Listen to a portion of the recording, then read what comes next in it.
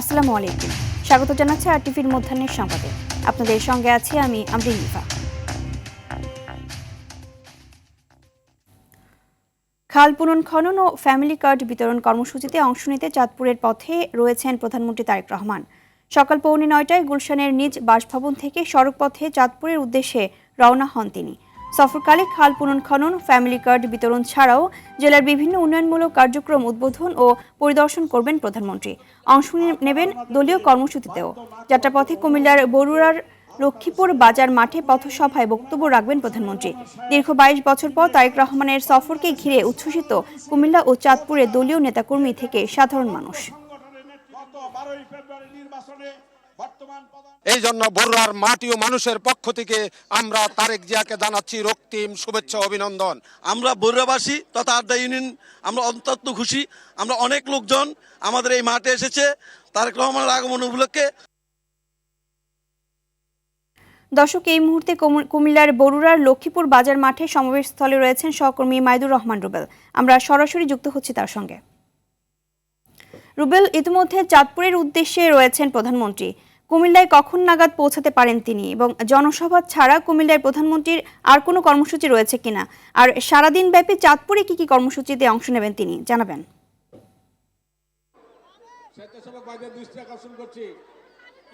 আমরা মাত্র জানতে পারলাম প্রধানমন্ত্রী তারেক রহমান পদুয়ার বাজার বিশ্ব রোড আছেন, অর্থাৎ এই যে মঞ্চটি সেখান থেকে খুব কাছাকাছি অবস্থানে রয়েছেন। আসতে সেখানে হয়তো আরো 20 থেকে 30 মিনিট সময় লাগবেন।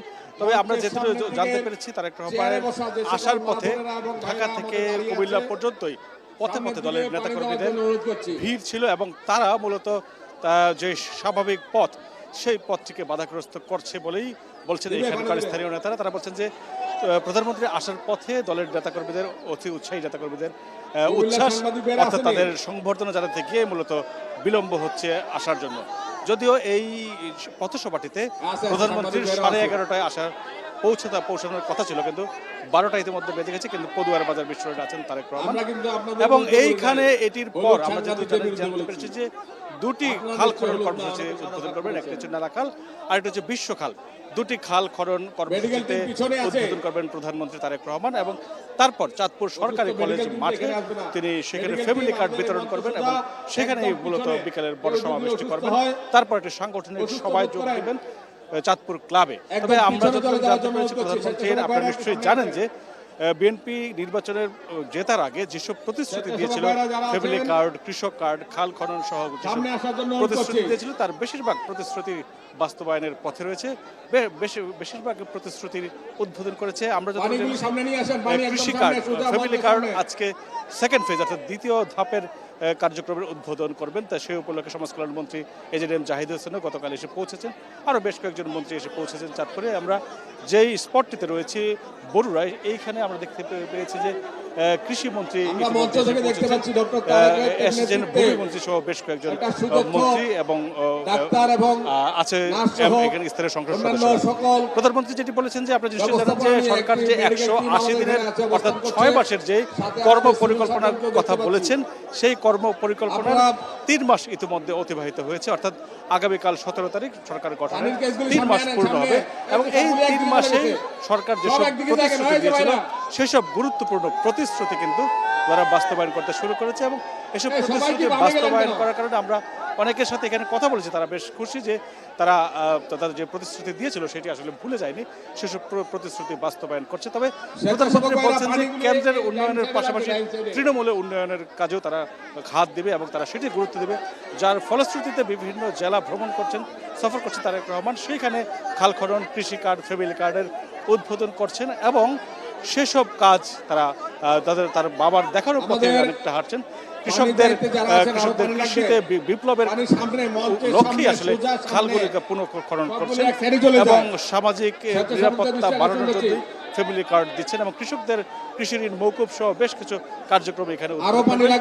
এইখানটিতেই আমরা জানি যে এরপরে এই কুমিল্লার পরে চাঁদপুরে 4টি কর্মসূচিতে যোগ দেবেন প্রধানমন্ত্রী, এবং সেইখানে সব প্রোগ্রাম শেষ করে সন্ধ্যা নাগাদ তিনি আবার ঢাকার উদ্দেশ্যে যাত্রা করবেন বলে জানতে পেরেছি। এই ছিল আমার কাছে কুমিল্লার বরুড়া থেকে সবশেষ খবর। ইভা। রুবেল, ধন্যবাদ আপনাকে। ঐতিহাসিক ফারাক্কা দিবস আজ।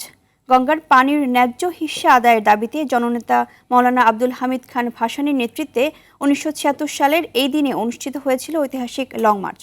তার এই লং মার্চ জাতীয় ও আন্তর্জাতিক পর্যায়ে ব্যাপক সাড়া ফেলে। এতে আন্তর্জাতিক চাপের মুখে ফারাক্কার বিষয়ে সমঝোতায় আসার প্রতিশ্রুতি দেয় ভারত। সেই থেকে দিনটি ফারাক্কা দিবস নামে পরিচিতি লাভ করে। সেই ঘটনার 5 দশক পার হলেও বাংলাদেশ আজও কাঙ্ক্ষিত পানির ন্যায্য অংশ থেকে বঞ্চিত। 1975 সালের 21 এপ্রিল ভারত পরীক্ষামূলকভাবে ফারাক্কা বাঁধ চালু করলে কয়েক মাসের মধ্যে বাংলাদেশে পানি প্রবাহ কমতে শুরু করে। হাসপাতালে হামের রোগী কিছুতেই কমছে না। স্বাস্থ্য অধিদপ্তর গতকাল আরও 12 শিশুর মৃত্যুর তথ্য জানিয়েছে। এ নিয়ে মৃত্যু 450 ছাড়ালো। হাম উপসর্গ নিয়ে শুক্রবার রাতে রাজধানীর শ্যামলী শিশু হাসপাতালে মেহমেদ নামে 9 মাস বয়সী এক শিশুর মৃত্যু হয়েছে। স্বজনদের অভিযোগ, চিকিৎসক ও নার্সের অবহেলা এবং ভুল চিকিৎসায় মারা গেছে শিশুটি। জানান 3 দিন আগে হাম ও নিউমোনিয়া নিয়ে হাসপাতালে ভর্তি হলেও গত 2 দিনের তুলনায় শুক্রবার কিছুটা সুস্থ ছিল। এই মৃত্যুর ঘটনা সুষ্ঠু তদন্ত করে দোষীদের কঠোর শাস্তি দাবি করেন তারা। এদিকে অভিযোগ ভিত্তিহীন দাবি করে কর্তব্যরত আবাসিক চিকিৎসক ডাক্তার আসিফ হান্নান বলেন, হাম ও নিউমোনিয়ায় আক্রান্ত শিশুটির অবস্থা খারাপের দিকে যাওয়ায় বৃহস্পতিবার আইসিইউতে নেওয়া হয়। সর্বোচ্চ চিকিৎসা দিয়েও শিশুটিকে বাঁচানো যায়নি। তবে কেউ দোষী হলে তার ব্যাপারে কর্তৃপক্ষ ব্যবস্থা নেবে। আমার যে রিপোর্ট আসছে, আমার ব্লাডের টেস্ট আমাকে দেখতে দেবে না। আমি এখানে করছি, আমি মুগ্ধা মেডিকেলে চাকরি করি, আমি মাইক্রোবায়োলজিস্ট, ঠিক আছে? সেটা আমাকে দেখতে দিবে না, কারণ আমি জানি কোনটা কত পয়েন্ট, তাইলে তো তার ধরা খায় যাবে। আজকেও যখন কনসালটেন্ট তাকে দেখে গেছে, উনি পরামর্শ দিয়েছে যে তাকে লাইফ সাপোর্টে দেওয়ার জন্য, কারণ তার ব্রিদিং প্যাটার্ন বা স্যাচুরেশন মেনটেন করতেছিল না। তো লাইফ সাপোর্টে দেওয়ার পরে বাচ্চা আরও অস্থির ছিল। তো ওইখানে যা যা চিকিৎসা দেওয়ার মানে দায়িত্বরত চিকিৎসক, উনি সব চিকিৎসা দিয়েছে। এর ভিতরে বাচ্চাটা মারা গেছে। এদিকে সিলেট বিভাগ জুড়ে আবারও উদ্বেগজনকভাবে বাড়ছে হাম রোগের প্রকোপ। সর্বশেষ 24 ঘন্টায় হাম রোগের উপসর্গ নিয়ে শুক্রবার 2 শিশুর মৃত্যু হয়েছে। এদিকে চট্টগ্রামে হামের চিকিৎসা শেষে সুস্থ হওয়ার কয়েকদিনের মাথায় নিউমোনিয়া সহ নানা জটিলতায় আবারও হাসপাতালে ভর্তি হচ্ছে অনেক শিশু। কিছু ক্ষেত্রে দ্বিতীয় দফায় অসুস্থতা হয়ে উঠছে বেশি প্রাণঘাতী। এতে উদ্বিগ্ন অভিভাবকরা। এমন পরিস্থিতিতে চিকিৎসা নেওয়ার প্রথম 1.5 মাস অধিক সতর্ক ও পর্যাপ্ত ভিটামিন গ্রহণের পরামর্শ দিয়েছেন চিকিৎসকরা।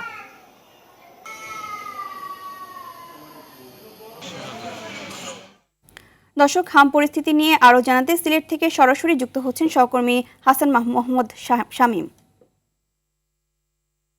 শামীম, সিলেটে আরও 2 শিশুর মৃত্যু হলো হামে। হাম ছাড়া আর কোনো সমস্যা কি ছিল এবং জেলাতে নিউমোনিয়ার কোনো প্রাদুর্ভাব আছে কিনা জানাবেন।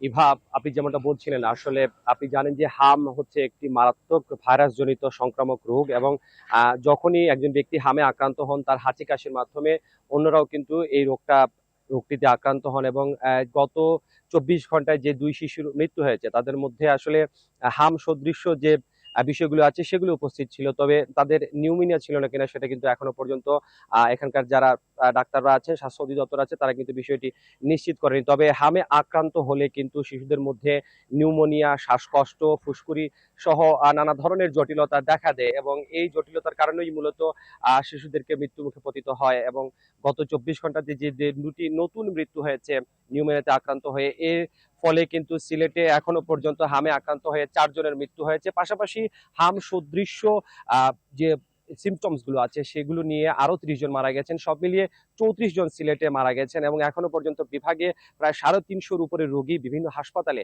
ভর্তি আছেন। তবে একটি আশার খবর হলো যে গত 24 ঘন্টাতে যে সকল হাম আক্রান্ত শিশুদের নমুনা পরীক্ষা করা হয়েছে, সেখানে কিন্তু নতুন করে কোনো হাম আক্রান্ত শিশু পাওয়া যায়নি। এবং সব মিলিয়ে এই যে উদ্বেগ, উৎকণ্ঠা, সেটি কিন্তু ছড়িয়ে পড়ছে। তবে নিউমোনিয়ার প্রাদুর্ভাব এখনো পর্যন্ত খুব একটা ছড়িয়ে পড়ার খবর আমাদের কাছে নেই, এবং স্বাস্থ্য অধিদপ্তর সিলেট বিভাগীয় কার্যালয়ে সেরকম কোনো কিছু এখনো পর্যন্ত আমাদেরকে জানায়নি। তবে সব মিলিয়ে হামে আক্রান্ত হয়ে শিশুদের যে মৃত্যুর ঘটনা, সেটি কিন্তু অভিভাবকদের মধ্যে বেশ উৎকণ্ঠা এবং উদ্বেগ ছড়িয়ে দিচ্ছে, এবং শিশুরা আসলে ঠিকভাবে যে টিকাগুলো না নেওয়ার কারণেই এই অবস্থা। তো সব মিলিয়ে সিলেটের পরিস্থিতি অনেকটাই খারাপ, এবং এটি ছিল আমার কাছে থাকা সিলেটের হাম পরিস্থিতির সর্বশেষ তথ্য।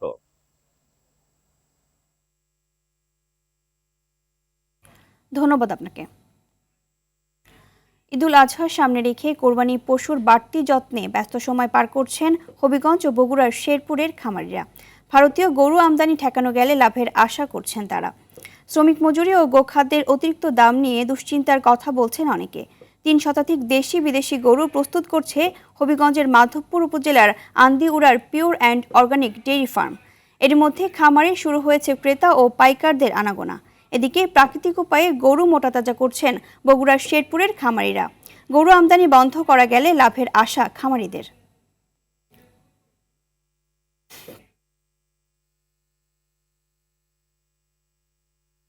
আগামী ২৮ মে পবিত্র ঈদুল আজহা ধরে চলছে বাস ও ট্রেনের অগ্রিম টিকিট বিক্রি।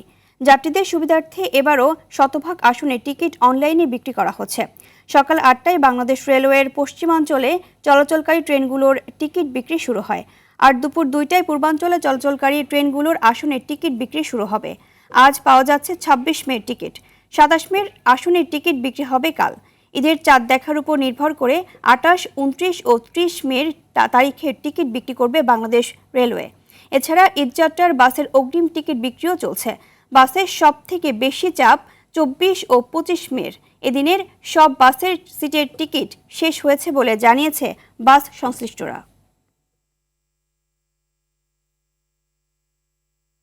লিভার সংক্রান্ত জটিলতায় আক্রান্ত হয়ে ভারতের চেন্নাইয়ে চিকিৎসাধীন অবস্থায় মারা গেছেন জনপ্রিয় কন্টেন্ট ক্রিয়েটর, চিত্রনাট্যকার ও তরুণ অভিনেত্রী কারিনা কায়সার।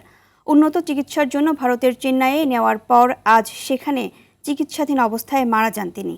লিভার সংক্রান্ত জটিলতায় কয়েকদিন ধরে সংকটাপন্ন ছিলেন কারিনা। প্রথমে রাজধানীর একটি বেসরকারি হাসপাতালে লাইফ সাপোর্টে রাখা হয় তাকে। পরে উন্নত চিকিৎসার জন্য গত সোমবার রাতে এয়ার অ্যাম্বুলেন্সে ভারতের চেন্নাইয়ে নেওয়া হয়।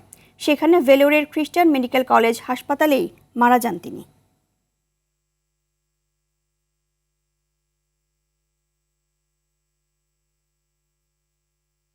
আন্তর্জাতিক প্রসঙ্গ। ইউক্রেন যুদ্ধে পূর্বাঞ্চলে রুশ বাহিনীর অগ্রগতি ধীর হয়ে পড়লেও রাজধানী কিয়েভ সহ বিভিন্ন এলাকায় ব্যাপক ড্রোন ও ক্ষেপণাস্ত্র হামলা জোরদার করেছে মস্কো। বুধবার ও বৃহস্পতিবার মিলিয়ে ইউক্রেনে ১,৪০০-র বেশি ড্রোন এবং ৫৬টি ক্ষেপণাস্ত্র ছোড়ে রাশিয়া। হামলায় কিয়েভের আবাসিক ভবন, স্কুল ও বেসামরিক স্থাপনা ক্ষতিগ্রস্ত হয় এবং বহু হতাহতের ঘটনা ঘটে। ইউক্রেন দাবি করেছে রুশ সেনাদের জ্বালানি ও অস্ত্র সরবরাহে সফলভাবে বাধা দিচ্ছে তারা। একই সঙ্গে রাশিয়ার তেল অবকাঠামো ও সামরিক ঘাঁটিতেও পাল্টা হামলার জোরদার করেছে কিয়েভ। বিশ্লেষকরা বলছেন দীর্ঘমেয়াদী যুদ্ধে এখন দুই পক্ষই কৌশলগত চাপ বাড়ানোর চেষ্টা করছে।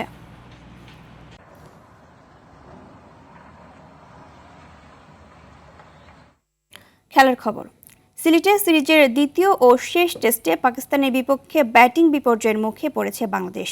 শেষ খবর পাওয়া পর্যন্ত টাইগারদের সংগ্রহ ৩ উইকেটে ১০১ রান। সিলেট আন্তর্জাতিক ক্রিকেট স্টেডিয়ামের পেস সহায়ক উইকেটে প্রথম সেশনে শুরুটা খুব একটা ভালো হয়নি স্বাগতিকদের। সকালের ভেজা উইকেটকে কাজে লাগিয়ে 0 রানেই ওপেনার মাহমুদুল জয়কে সাজঘরে ফেরান মোহাম্মদ আব্বাস। অভিষেকে শুরুটা দুর্দান্ত করলেও ইনিংস লম্বা করতে পারেননি তানজিদ তামিম। ৩৪ বলে ২৬ রান করে মোহাম্মদ আব্বাসের দ্বিতীয় শিকার হয়ে আউট হন এই বাঁহাতি। বেশিক্ষণ টিকতে পারেননি প্রথম টেস্টের ২ ইনিংসে অর্ধশতক হাঁকানো ব্যাটার মুমিনুল হকও। খুররাম শেহজাদের দারুণ সুইং ডেলিভারিতে পরাস্ত হওয়ার আগে তার ব্যাট থেকে আসে ২২ রান।